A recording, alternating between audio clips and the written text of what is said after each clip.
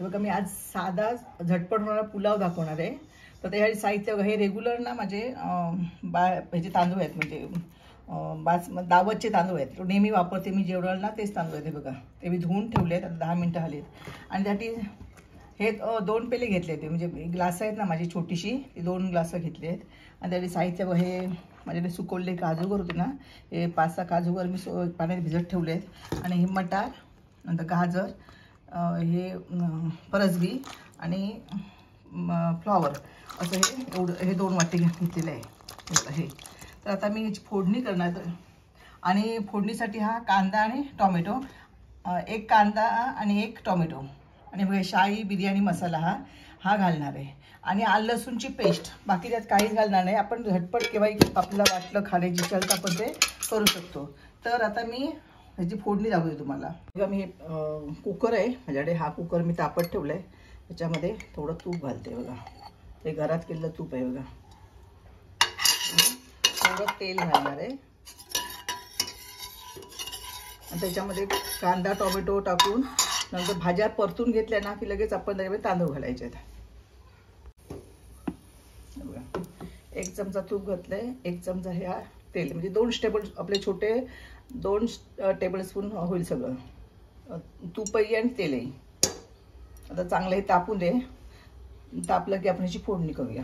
आपला आता तूप आणि तेल, आपण याच्यामध्ये कांदा घालूया. कांदा आणि टोमॅटो चांगला आपण परतून घ्यायचा, त्याला चांगली चव येते.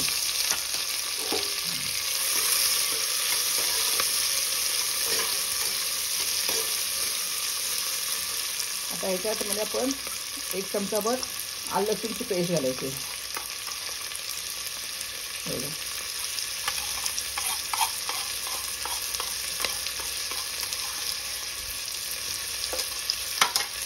ती पण चांगली तेलावर परतून घ्यायची. याचा उग्र जो वास असतो ना लसूणचा, तो सगळा निघून जातो.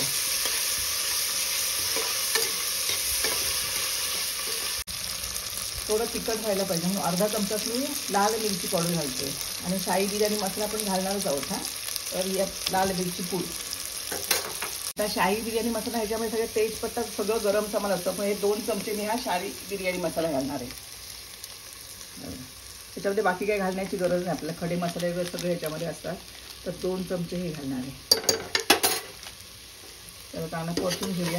आता ह्याच्यामध्ये भाज्या टाकूया, सगळ्यांच्या परतून घ्यायच्या. चांगल्या धुवून घेतो, त्यामध्ये घालायचं आणि परतून घ्यायचं. हे बघा 2 पेले पाणी 2 पेले आपण तांदूळ घेतले आहेत ना, म्हणून त्याच्यासाठी मी हे 3 ग्लास, हे बघा हे 3 ग्लास पाणी घेणार आहे. आणि पाणी जरा गरम करणार आहे आणि नंतर मग ते ह्या भातामध्ये घालणार आहे. 3 ग्लास घेतले पाणी. तांदूळ भिजवून ठेवले आहेत ना, म्हणून 3 ग्लास घेतलेत. भिजवले नसेल तर 4 ग्लास घ्यायचे. त्याप्रमाणे ह्याच्यामध्ये मीठ घालायचं आणि पाणी घातल्यानंतर ना आपण घालून बघायचं आहे, ढवळून झालं बघायचं. आणि लागलं मीठ हवं तर आणि घाला, तुम्हाला तुमच्या चवीप्रमाणे घालायचं आहे. ते परतून घ्यायचं आहे. बघा आता मी ज्यावेळी तांदूळ घालते, पटकन झटपट होतो, जास्त वेळ लागत नाही. हे तांदूळ मी भिजवून ठेवले होते.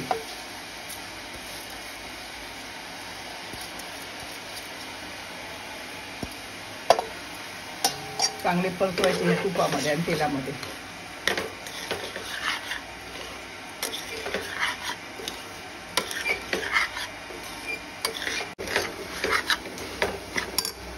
थोडीशी कोथिंबीर आधी ह्याच्यावर घालते, नंतर घालायची आहे. आता ही मी घालते फक्त जराशी चव येण्यासाठी. आणि नंतर मग आपला शिट्या वगैरे झाल्या की भात आपण जेव्हा खायला घेणार तेव्हा वरून कोथिंबीर घालायची आणि मग खायला घ्यायचं आहे. हे बघा चांगलं परतून घेतलंय. बघा पाणी घालते, गरम करून घेतलं आणि पाणी घातलं. आता चांगलं ढवळायचं आणि जसं आपण शिट्या करून 2-3 शिट्या करून घ्यायच्या. ते बघा चांगलं असं ढवळून घ्यायचं. मी पुलाव करायचा असेल तर ह्याच्यातच करते, अजिबात लागत नाही खाली आणि चांगला सडसडीत होतो. मला शिट्या करून घेतल्या तर ह्याला उकळ आली ना, चांगली उकळली, कारण भात आपण तांदळामध्ये घातले ना, पाणी हे गरम केलं. तर उकळ आली की नंतर आपण त्याला शिट्या करून घ्यायच्या, झाकण लावायचं नाही. एवढ्या आपण 3 शिट्या करून घेतल्या आहेत. आता भात बघूया. बघा अजिबात खाली लागला नाही, एकदम छान भात झाला आहे बघा. आता त्याच्यात कोथिंबीर घालायची आणि आपण खायला घ्यायचा भात. तर अशा प्रकारे आपल्याला झटपट जर करायचं असेल, आमटी वगैरे घ्यायचं कंटाळा आला, तर ह्या पद्धतीने आपण भात म्हणजे पुलाव, सोपा भात पुलाव करू शकतो.